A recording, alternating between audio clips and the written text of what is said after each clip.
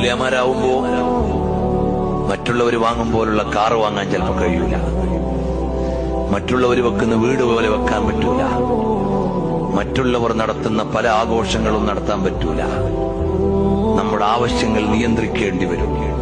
ആ നിയന്ത്രിക്കുന്നതിനു കൂടിയാണ് പരലോകത്ത് പദവി വെച്ചിട്ടുള്ളത്. പുതിയ കാലത്ത് മുതഅല്ലിമീങ്ങൾ ആലോചിക്കും, കുറെ കാലം ഓതിയിട്ട് എന്ത് കിട്ടാനാ? ചെറിയ ശമ്പളത്തിൽ ജോലി. മോനെ, ആ ചെറിയ ശമ്പളത്തിൽ ചെറിയ ജോലിക്ക് ഒതുങ്ങി നിൽക്കുന്നതിന് നിനക്ക് അല്ലാഹു വലിയൊരു സ്ഥാനം വെച്ചിട്ടുണ്ട് എന്നുള്ള വിശ്വാസം വേണം. അല്ലാതെ നിനക്ക് വലിയ ജോലിയും വലിയ ശമ്പളവും വലിയ സുഖവും ഇവിടെ തരാം, അതോടൊപ്പം സ്വർഗം തരാം എന്നൊന്നും പടച്ചവൻ പറഞ്ഞിട്ടില്ല. ഇവിടെ അഡ്ജസ്റ്റ് ചെയ്യുന്നതിനും അല്ലാഹു അവിടെ സ്ഥാനം തരും.